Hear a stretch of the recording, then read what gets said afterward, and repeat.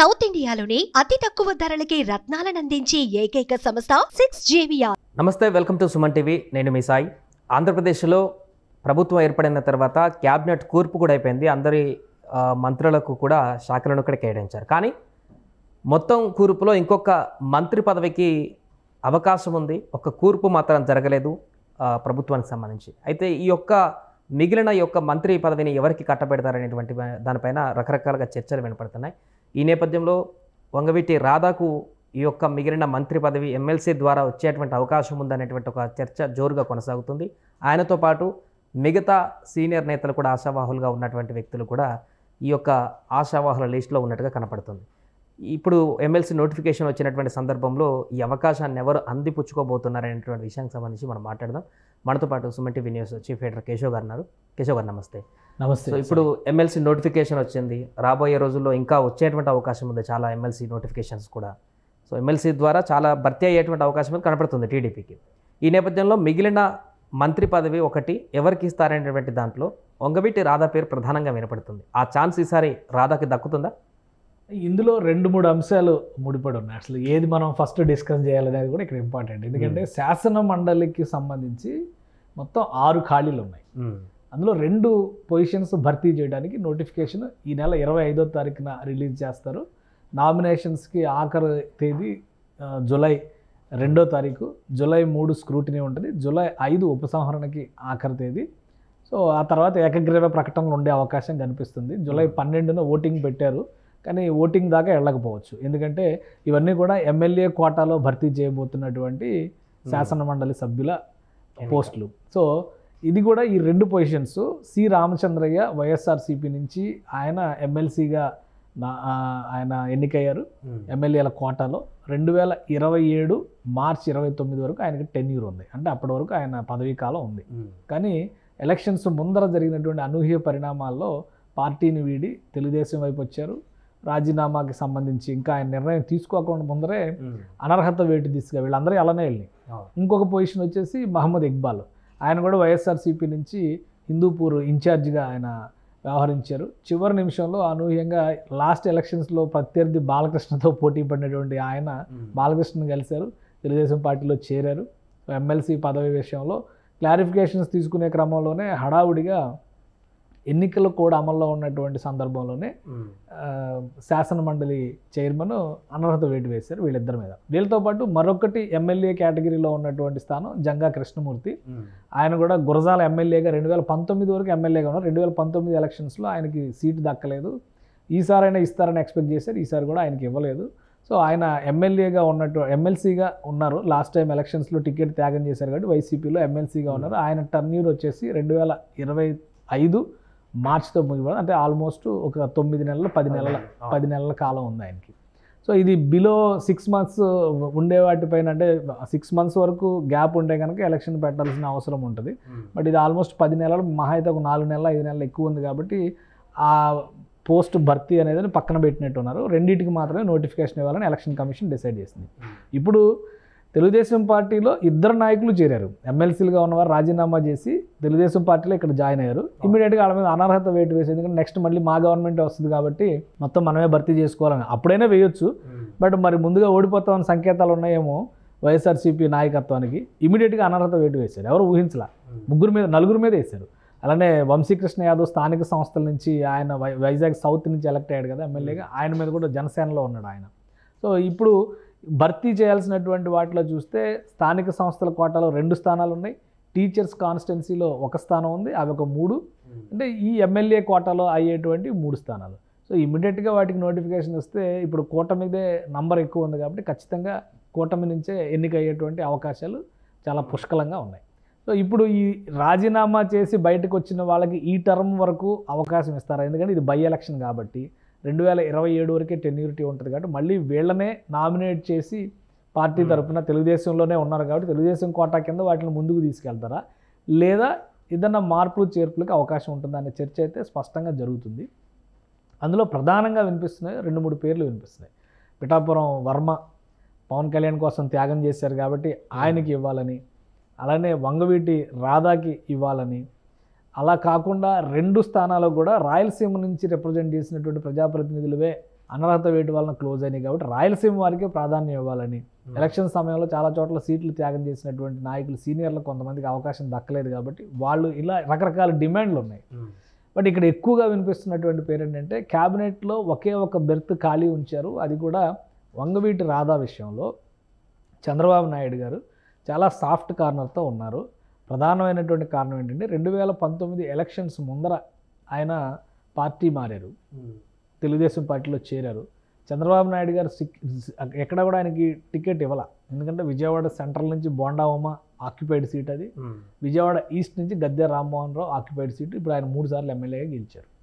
So ఎక్కడ కూడా అవకాశం ఇవ్వకపోయినప్పుడు కూడా ఆయన తెలుగుదేశం పార్టీని అంటిపెట్టుకుని ఉన్నారు. ఆ సమయంలో స్టార్ క్యాంపెయినర్గా చాలా చోట్ల ప్రచారం చేశారు. ఈ 5 ఏళ్లలో జరిగినటువంటి పరిణామాల్లో తెలుగుదేశం పార్టీని దెబ్బకొట్టడానికి, జనసేన పార్టీని తెలుగుదేశం పార్టీ కాంబినేషన్ దెబ్బతీయడానికి వైఎస్ఆర్సీపీ నుంచి వల్లభనేని వంశీ కావచ్చు, కొడాలి నాని కావచ్చు, ఎవరైతే రాధాకి కొంత స్నేహితం ఉన్నటువంటి వాళ్ళు ఉన్నారో వాళ్ళందరూ కూడా రాధాని అటు తీసుకెళ్తానికి విపరీతమైన ప్రయత్నాలు చేశారు. పార్టీ మారే ప్రసక్తే లేదనేటువంటి విషయంలో ఒక క్లారిటీ ఇచ్చారు. అలానే పవన్ కళ్యాణ్, చంద్రబాబు నాయుడు పొత్తుతో ముందుకెళ్ళేటువంటి క్రమంలో కూడా కాపు, కమ్మ, వంగవీటి రంగా గారి హత్య కేసు వీటిని పదే పదే తెలుగుదేశం మీద బురద జల్లేటువంటి ప్రయత్నం వైఎస్ఆర్సీపీ నాయకత్వం చేసింది. సో ఆ విషయంలో కూడా వంగవీటి రాధా చాలా స్తబ్దుగా వ్యవహరించారు. ఆయన చేయాలనుకున్న పని చేసుకుంటూ వెళ్ళారు. సో ఇవన్నిటి నేపథ్యంలో రాధాకి ఎమ్మెల్సీ స్థానంలో భర్తీ చేయాలనేటువంటి కోరిక బలంగా ఉంది చంద్రబాబు నాయుడు గారికి అనేటువంటిది చాలా గట్టిగా వినిపిస్తుంది. సి రామచంద్రయ్య గారు కూడా అదే కోట, కాపు కోటలోనే ఆయన ఎమ్మెల్సీ అయ్యారు కాబట్టి ఈసారి రాధాకి అవకాశం ఇవ్వాలి, ఇచ్చి దాని ద్వారా ఒక క్యాబినెట్ బెర్త్ ఖాళీ ఉంది కాబట్టి ఆయన క్యాబినెట్లోకి తీసుకురావాలి, యువకుడు కాబట్టి ఆయన ప్రోత్సహించాల్సినటువంటి అవసరం ఉంది అనేటువంటి అభిప్రాయంతో చంద్రబాబు నాయుడు గారు ఉన్నట్టుగా చర్చలు నడుస్తున్నాయి. కానీ సమీకరణల దృష్ట్యా సాధ్యమవుతుందా? కాపుకి ఇంకొక స్పేస్ ఉందా క్యాబినెట్? పాసిబిలిటీస్ ఉన్నాయి. ఎందుకంటే ఇప్పుడు ఆల్రెడీ కాపులకు సంబంధించి 3 కాపులకి పోస్టులు వచ్చినాయి మినిస్ట్రీలో, ఇంకొకరు తూర్పు కాపు వచ్చారు. సో 4 కలిపి కాపు కోటాలో చూపిస్తున్నారు. ఒకవేళ కాపుల ఓటింగ్ బలం వలన, పవన్ కళ్యాణ్ రాక వలన తెలుగుదేశం పార్టీకి భారీ మెజారిటీలు చాలా చోట్ల వచ్చినాయి అనడానికి ఆధారాలు, ఉదాహరణలు కనిపిస్తున్నాయి. వీటికంటే కూడా వంగవీటి రాధా గారి విషయంలో జరిగినటువంటి, అంటే రంగా గారి హత్యను పదే పదే తెరపైకి తీసుకొచ్చి తెలుగుదేశం పార్టీని ఒక దోషిని చేసేటువంటి ఎత్తుగడలన్నిటిని కూడా రాధా గారు మౌనంగా ఉండి టీడీపీ పక్షాన్ని నిలబడి అప్పటి రాజకీయం వేరు, ఇప్పటి రాజకీయం వేరు అని చెప్పడం వలన తెలుగుదేశం పార్టీకి చాలా పాజిటివ్ నేచర్ స్టార్ట్ అయింది కాపు కమ్యూనిటీలో. సో ఈ అంశాలన్నింటినీ దృష్టిలో పెట్టుకోవడం ద్వారా రాధాని సముచితంగా గౌరవించాలి అనేటువంటి ఆలోచన అయితే చాలా క్లియర్గా చంద్రబాబు నాయుడు చేస్తున్నట్టుగా. ఆయన యువకుడు, పైగా ఒకసారి ఎమ్మెల్యేగా రిప్రజెంట్ చేశారు, 2 సార్లు ట్రై చేశారు, 2 సార్లు ఆయనకి సరైనటువంటి ఇది రాలా, డైరెక్ట్ ఎలక్షన్స్లోకి ఆయన ఎళ్ళదలుచుకోలేదు. మధ్యలో కొన్ని ప్రతిపాదనలు కూడా వచ్చింది, జనసేన తరపున అవనిగడ్డ నుంచి పోటీ చేయాలని, లేదంటే ఎంపీగా రావాలని, ఇటువంటి ప్రతిపాదనలు కూడా వచ్చింది. బట్ ఆయన ఎక్కడా కూడా ఆ డెసిషన్స్ తీసుకోలేదు, ముందడుగు వేయలేదు. చంద్రబాబు నాయుడు గారి సూచన మేరకు ఆయన ముందుకు నడిచారు అనేటువంటిది అంతర్గతంగా పార్టీలో జరుగుతున్నటువంటి డిస్కషన్. ఈ నేపథ్యంలోనే రాధా పేరు ఎక్కువగా ప్రతిపాదన పైకి వస్తుంది కాబట్టి ఒకవేళ ఆ నిర్ణయం ఏమైనా తీసుకుంటారేమో చూడాలి. రాయలసీమ కోటా కాబట్టి ఈసారికి, ఎందుకంటే ఇది బై ఎలక్షన్ కాబట్టి మళ్ళీ 2027లో ఇప్పటికిప్పుడు ఎమ్మెల్సీలో ఖాళీ అయ్యేవైతే ఇమ్మీడియట్గా లేవు. 27, 28 తర్వాతే ఎక్కువ ఖాళీలు ఏర్పడేటువంటి అవకాశం ఉంది. కొంతమంది వైసీపీ నుంచి నామినేట్ అయినటువంటి వాళ్ళని, వీళ్ళందరినీ కూడా మళ్ళీ ఎలా రీప్లేస్ చేయాలనేటువంటి ఆలోచన చాలామంది ఆశావాహులు అయితే ఉన్నారు. పైగా ఇది మనం ఓన్లీ తెలుగుదేశం యాంగిల్లోనే మాట్లాడుతున్నాం. అటు నుంచి చూస్తే బీజేపీ కూడా ఒక స్థానం కావాలని అడుగుతుంది, జనసేన కూడా ఒక స్థానం కావాలని అడుగుతుంది. సో జనసేన వైపు మొగ్గు చూపుతారా, ఇటువైపు మొగ్గు చూపుతారా, అది కూడా చూడాలి. లేదంటే ఇప్పుడు రెండింటికే నోటిఫికేషన్ వస్తుంది కాబట్టి ఈ రెండింటి విషయంలో తెలుగుదేశం పార్టీకే పూర్తిగా అవకాశం వదిలేస్తారా, ఇంకొక సంవత్సరంన్నర తర్వాత మళ్ళీ కొత్త ఖాళీలు ఏర్పడేటువంటి అవకాశం ఉంది, మళ్ళీ 4-5 ఖాళీలు ఏర్పడేటువంటి అవకాశం ఉంది. సో వీటన్నిటిని దృష్టిలో పెట్టుకొని కూటమి ఎటువంటి నిర్ణయం తీసుకుంటుంది అనేది చూడాలి. 21, 22 అసెంబ్లీ సమావేశాలు ఉన్నాయి, 25న ఎమ్మెల్సీ నోటిఫికేషన్ వస్తుంది. సో ఈ లోపే ఒక క్లియర్ పిక్చర్తో ముందడుగు వేసేటువంటి అవకాశం ఉంది. లాస్ట్ టైం ఈ 2 కూడా రాయలసీమ కోటాలో వచ్చినటువంటి స్థానాలు కాబట్టి ఒకటి మైనారిటీ పైగా. సో మళ్ళీ అదే ఈక్వేషన్తో ప్రతిపక్షం బురద జల్లేటువంటి అవకాశం ఉండొచ్చు. మేము ఇట్లా ఇచ్చాము కానీ మీరు ఆ సామాజిక, ఎందుకంటే మంత్రి పదవుల విషయంలో కూడా అన్నారు కదా, మేము అద్భుతమైన సామాజిక న్యాయం పాటించాం, 5 ఉప ముఖ్యమంత్రులు పెట్టాం, మీకు ఒకే ఒక ఉప ముఖ్యమంత్రి అని చెప్పని ఆయన పోతిని మహేష్ గారు గేలి చేస్తూ కామెంట్స్ చేశారు. సో ఒకే ఒక ఉప ముఖ్యమంత్రి ఉంది, మేము 5గురికి ఇచ్చాము, అంత ఎందుకు క్యాబినెట్ మొత్తానికి ముఖ్యమంత్రి పదవులు ఇచ్చేస్తే సరిపోద్ది కదా, అసలు ఈ తలనొప్పే ఉండదు కదా, ఇంకా ఎక్కువ సామాజిక న్యాయం పాటించినట్టు అయింది. కాబట్టి అవి తలాతోక లేని వాదనలు అవి.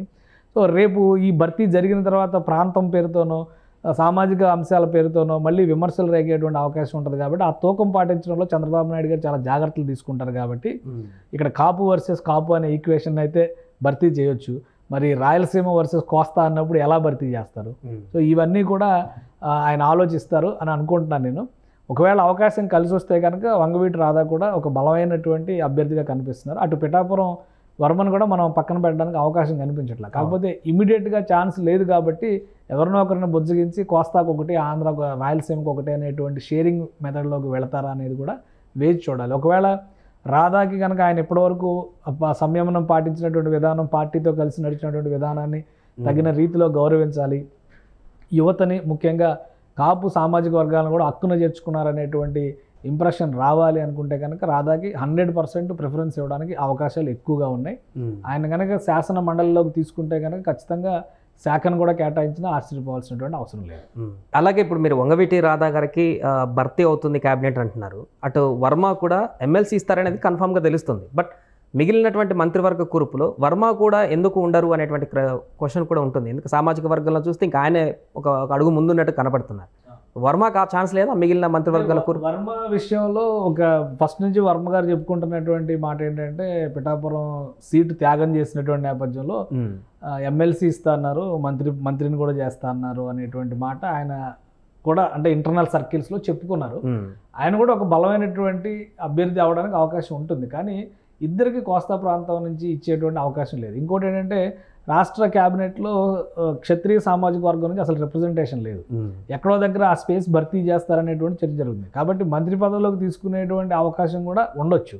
ఇంకొక విధంగా చూస్తే తూర్పుగోదావరి జిల్లాలో ఆల్రెడీ మంత్రి పదవులకు వచ్చినటువంటి పవన్ కళ్యాణ్ గారు అదే పిఠాపురం నియోజకవర్గం నుంచి ఉప ముఖ్యమంత్రి స్థానంలో ఉన్నారు. కందుల దుర్గేష్ గారు కూడా అక్కడి నుంచి అయినప్పటికీ కూడా ఆయన పశ్చిమ గోదావరి రిప్రజెంటేషన్గా చూస్తే తూర్పుగోదావరి జిల్లాలో ఒక ఖాళీ అయితే కనిపిస్తుంది అక్కడ.